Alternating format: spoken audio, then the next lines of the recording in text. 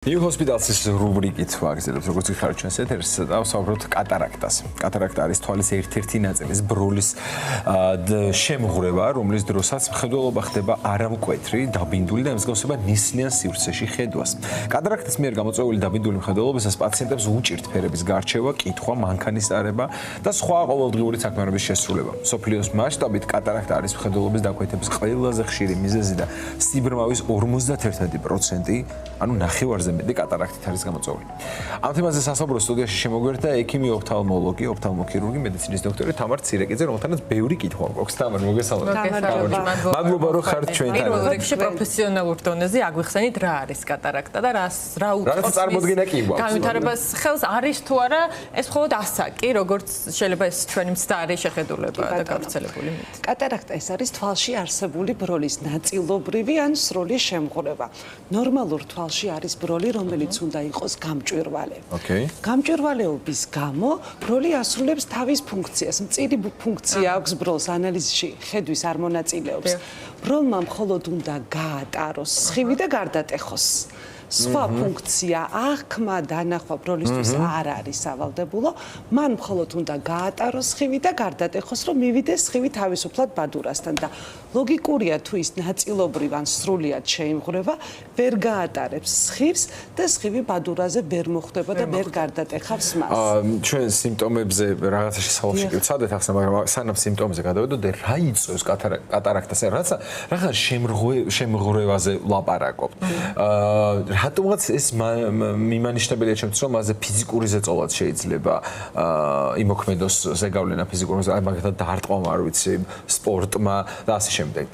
ესეა თუ არა პირველ რიგში და მეორე ფიზიკური ზეწოლის გარდა არის რამე გამოწვევი მიზეზები, რაც იწვევს კატარაქტას? კი ბატონო, კატარაქტა ძირითად შემთხვევებში არის ასაკობრივი კატარაქტა. სტატისტიკას საკმაოდ დასაფიქრებელია, 50 წლის ზევით ყოველ მე-6 პაციენტს აქვს კატარაქტა. თუმცა 70-75 წლის ზევით ასაკობრივ ჯგუფში 80% პაციენტების ადამიანებისა არის უკვე დაავადებული კატარაქტით. მაგრამ ამის გარდა, რა თქმა უნდა, ამის მიზეზი არის ასაკობრივი ნივთიერებათა ცვლა, როგორც სხვა ცვლილებები ასაკობრივი ორგანიზმში. გენეტიკური ფაქტორები რამდენად? აი, ახლა მაგაზე ვისაუბროთ. გარდა აი ამ მოსხუცებულობითი კატარაქტის არსებობს თანდაყოლილი კატარაქტაც. არსებობს სხვადასხვა ტრამვის შედეგად მიღებული კატარაქტა. კი, რა თქმა უნდა, როგორც თქვენ აღნიშნეთ. გარდა ამის არსებობს კატარაქტა, რომელიც ვითარდება სხვადასხვა დაავადებების მკურნალობის პარალელურად. ვთქვათ, როგორიც არის სისტემური არაანთებითი შემართებელქსოვილოვანი დაავადებები, რომელსაც მკურნალობენ სტეროიდებით. სტეროიდების ხანგრძლივმა მკურნალობამ შესაძლებელია გამოიწვიოს კატარაქტა. არსებობს დიაბეტური კატარაქტა. მოკლედ საკმაოდ ფართო სპექტრია ამ კატარაქტების.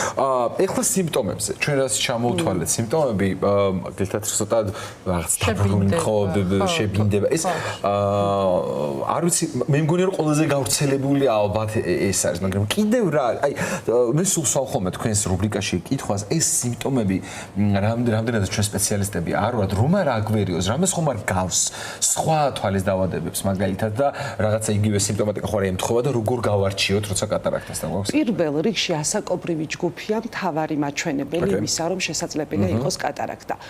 დასაწყისში სანამ ბოლომდე შეიმღვრევა ბროლი, ვითარდება ბუნდოვანი ბურუსი ხედვა, თითქოს ნისლში ხედავს ადამიანი და ფერები არის ბაცი.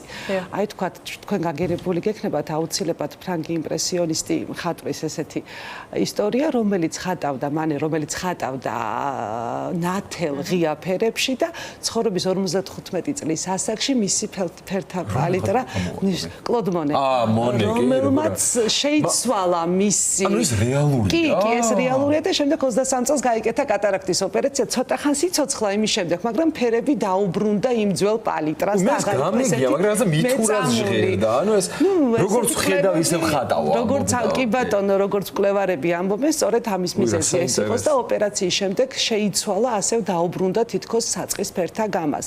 ანუ ფერების აღქმა ხდება უფრო სხვა ხარისხის და ბუნდოვნება ბურუსი, მაგრამ რაც უფრო მწიფდება კატარაქტა, მით უფრო ნაკლები სხივი შედის, რა თქმა უნდა, თვალში და თავისთავად როგორ ხდება დიაგნოსტირება და იმ თანამედროვე ტექნოლოგიებს ამ პროცესში რა როლი აქვს? სიმართლე გითხრათ, თანამედროვე ტექნოლოგიები არ არის აუცილებელი კატარაქტის დიაგნოზისათვის. საკმაოდ მარტივად, ესეთი ნაპრალოვანი სანათის ან თუნდაც ხელის ოფთალმოსკოპის დახმარებით მოწყობილობით შესაძლებელი არის კატარაქტის დიაგნოსტირება, საკმაოდ მარტივია. და შემდეგ უკვე როგორ ვშველით ამ ამბავს? ქირურგიული ჩარევა, სხვა გამოსავალი კატარაქტის მქონე პაციენტს არ გააჩნია. არც მედიკამენტოზი. ეს არ არის ძალიან რთული პროცედურა, უფრო ქვია არც წვეთები, არც აბები, არც ფიზიკური ვარჯიში. ჩანსაღი კვება, არაფერი კატარაქტის მორჩენის წინაპირობა არ არის. რა თქმა უნდა, ეს ყველაფერი კარგია. მოიცა, რეკორდი მოიხსნა ჩვენს გადაცემაში პირველი დაავადება, რომელიც ჯანსაღკვებასთან არანაირ კავშირში არ არის. პრაქტიკულად.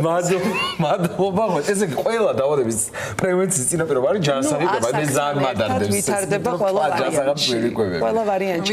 ძალიან კარგია, რომ ყველას დაგვემართოს კატარაქტა და რატომ? რაც უფრო დიდხანს ვიცოცხლებთ, შესაძლებელია 100 წლამდე უნდა ვიცოცხლოთ აუცილებლად და 100 წელზე არ არსებობს ორგანიზმი არ განვითარდეს კატარაქტა. ანუ ეს არის ბუნების კანონი. ანუ კატარაქტი ფაქტობრივად ასეთამდე გარდაუვალია და რაც უფრო ხანგრძლივი ცხოვრების სიცოცხლის მაჩვენებელია ქვეყნებში, მით უფრო რა თქმა უნდა ბევრ პაციენტს აქვს კატარაქტა და ეს ჩარევა ხოთშორ შემდეგ ძალიან ცვლის ადამიანების ცხოვრებას. ძალიან ხალხშესული ადამიანების განსაკუთრებით მათ უბრუნდებათ ახალი ენერგია და სიცოცხლის ხალის. და ყოველთვის ვაფრთხილებთ ხოლმე მომყოლ პირებს, რომ ეცადეთ, რომ ძალიან უცებ აქტიურობა არ წამოიწყოს პაციენტმა და ნელ-ნელა დაუბრუნდეს ცხოვრების ხარისხს. თუმცა ბოლო პერიოდში სიმართლე რომ გითხრათ, ჩემი თქვათ ქირურგიული კარიერის დასაწყისში უფრო ბევრი პაციენტი მოგმართავდა გადამწიფებული მყარი კატარაქტით უკვე პრაქტიკულად რო ვერ ხედავს მხოლოდ თითებს ითვლის სახის წინ და ეხლა უკვე ნელ-ნელა მოდიან პაციენტები, რომლებიც მხოლოდ მხედველობის ხარისხის გამო იკეთებენ ოპერაციას, რაც რა თქმა უნდა ძალიან მნიშვნელოვანია და თვითონ ოპერაცია საკმაოდ მარტივია პაციენტისათვის, საკმაოდ მარტივი.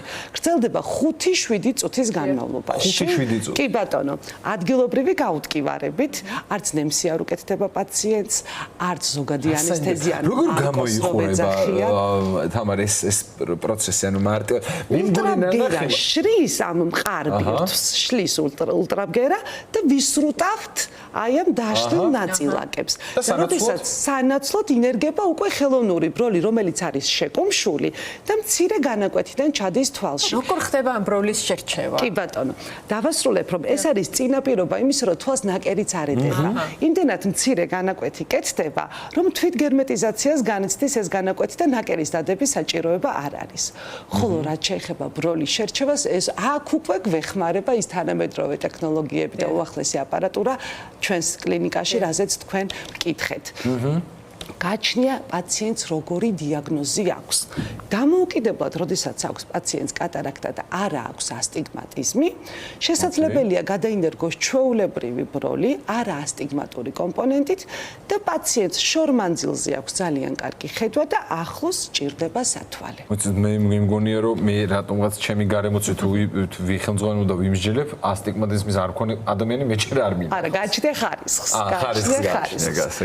და არსებობს პრემიუმ ხაზი ბროლებისა, რომელიც ინდივიდუალურად თითოეული პაციენტისთვის საკმაოდ ნატიფი კვლევების საშუალებით გამოიზომება. ამის შესაძლებელიც გვაქვს. რა თქმა უნდა, ნიუ ჰოსპიტალში ამის საშუალება არის ძალიან დიდი ხანია და სულ ვაახლებთ აპარატურას ამ მიმართულებით და შესაძლებელია გადაინერგოს ბროლი, რომელიც მოხსნის ახლო მხედველობასაც, შორს მხედველობასაც, ანუ მინუსი პლუსი ხალხში რომ ეძახიან, ასტიგმატიზმსაც და რის შემდეგაც პაციენტს არც შორ მანძილზე, არც საშუალო მანძილზე, ხა საშუალო ახალი მანძილია ბოლო 10-15 წელი. ეს საშუალოც არის. კომპიუტერი რაც შემოვიდა, იმიტომ რომ საკითხავი და ტელეფონი ხომ არის 35 სანტიმეტრი დაახლოებით. ხა თქვენ კომპიუტერები გაქვთ 45-50 სანტიმეტრზე, რომელიც საშუალო მანძილად ითვლება. ანუ როგორც ახლო მანძილი, ასევე საშუალო და ასევე შორი მანძილი პაციენტისათვის უსათვალოდ არის შესაძლებელი.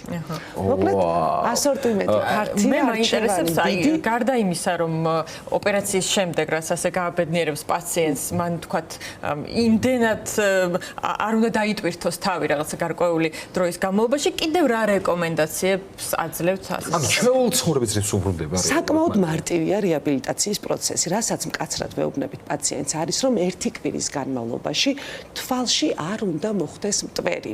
ეს იქნება ჭუჭყიანი ხელი, ქარი, ნაბანი წყალი თუ სხვა საყოფაცხოვრებო მტვერი, მხოლოდ ერთი კვირის განმავლობაში უნდა მოუფრთხილდეს გაფრთხილდეს ამას. სახში ვიჯდეთ ცოტა ხანი მარტივად. უმჯობესია. სხვა ესეთი ძალიან ძლიერი აკრძალვა არ არის 20 კილოზე მეტი საღება არ შეიძლება პირველი 2 კვირის განმავლობაში, ამიტომ ფიზიკურ დატვირთვაზეც თუ ესე გაღიმებული აკეთებთ მაგ ოპერაციასაც, როგორი გაღიმებული ზეხლა ხარ სულ არ სიმღერით გეუნები რა, რო არ გჭირდებოდა, უნდა მოვიტყო და მივიდე რომ რაღაცა მჭირდა. ესე იგი, მე მინდა გითხრათ, გკითხოთ უпростоრეთ დიაგნოსტიკაზე ვისაუბრეთ, იმაზე რა ვქია, ქირურგიულ ჩარევაზე ვისაუბრეთ, ფაქტობრივად შემდგომ პერიოდზეც ვისაუბრეთ. მაგრამ თუ მაგალითად ის აი გენეტიკურია და მაგალითად ასაკზე არ არის მაინც და მაინც მიბმული, ან სპორტული აქტივობით არის გამოწვეული, ან სხვა ფიზიკური ტრავმით კი.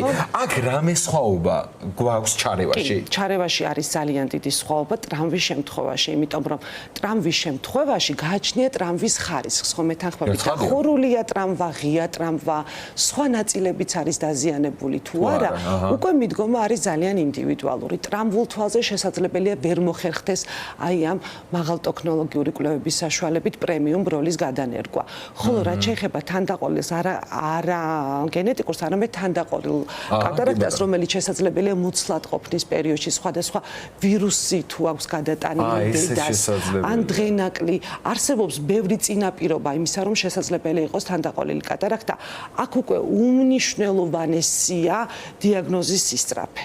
რაც უფრო დროულად მოხდება თანდაყოლილი კატარაქტის დიფერენცირება, მით უფრო დროულად უნდა მოხდეს ქირურგიული ჩარევა. შეიძლება მივიდეს გამოუსწორებელ შედეგამდე? კი, ნამდვილად. აუცილებლად მივა გამოუსწორებელ შედეგამდე, თუ დროულად არ მოხდა დიფერენცირება და ავადების დიაგნოსტირება, უდიდესი მნიშვნელობა და მადლობა უნდა მინდა ვუთხრა ნეონატოლოგებს, რომ ძალიან ყურადღებით არიან საქართველოში ნეონატოლოგები და პრაქტიკულად ჩვენ არ გვინახავს ძალიან დაგვიანებული თანდაყოლილი კატარაქტის შემთხვევა, რომელიც იყოს დიაგნოსტიკის ბრალი და არა ვთქვათ პათოლოგიის. ძალიან მნიშვნელოვანი ამბავია ეს, იმიტომ რომ მოდი ვაღიაროთ ახლა მაგ შედეგის დადგომა. ხა მაგ შედეგის დადგომა ალბათ ის ყველაზე ცუდი სცენარია, რაც არიდება თავიდან შესაძლებელია და რატომაც არა. ასაკთან ყურადღებით უნდა ვიყოთ და თუ მით უმეტეს ეს ან თანდაყოლილი ან გენეტიკურია, მაშინაც დიაგნოსტიკა გვქონდეს. და იმით დავასრულოთ, სულ 2 წუთამდე გვჩვევა ალბათ და დავასრულოთ იმით, ნიუ ჰოსპიტალში რა შესაძლებლობა გვაქვს დღესდღეობით დიაგნოსტიკიდან დაწყებული ქირურგიული ჩარევით დასრულებული. ნიუ ჰოსპიტალსი ყოველთვის მოწინავე, როგორც მოგეხსენებათ მაღალტექნოლოგიურ კვლევებში და რა თქმა უნდა თავდაბლურად არ გამომივა ნათქვამი და პროფესიონალური კადრებით, ჩვენ გვაქვს საშუალება ყველა ხარისხის კატარაქტის ქირურგიული ჩარევის უმაღლესი დონით და როგორც უკვე აღვნიშნეთ, ყველა პრემიუმ ტიპის ბროლის ზუსტი გამოთვლა და გადანერგვა, ანუ კატარაქტის ოპერაცია, რადგან მხოლოდ ახლა კატარაქტის ოპერაციაზე ვსაუბრობთ, აბსოლუტურად კომფორტულად, უმტკივნეულოდ, ხანმოკლე დროში და საკმაოდ ეფექტურია ამ შემთხვევაში. მე სულ ეს ვასრულებ, ხოლმე გისურვებთ, რაც შეიძლება ნაკლებ პაციენტს, ნაკლებად პრობლემის მქონე ადამიანებს, თუმცა რანთქმა ყოველდღიურობაში ვარ. რა თქმა უნდა, ბევრი 100 წლის პაციენტი თქვენ. 100 წელს რო გავხდები, აი ეს ვაგრე ღირი და ღიმილით მოვალ თქვენთან გამოდონო. ძალიან დიდი მადლობა. მადლობა. ძალიან დიდი მადლობა. ჩვენ სტუმრებს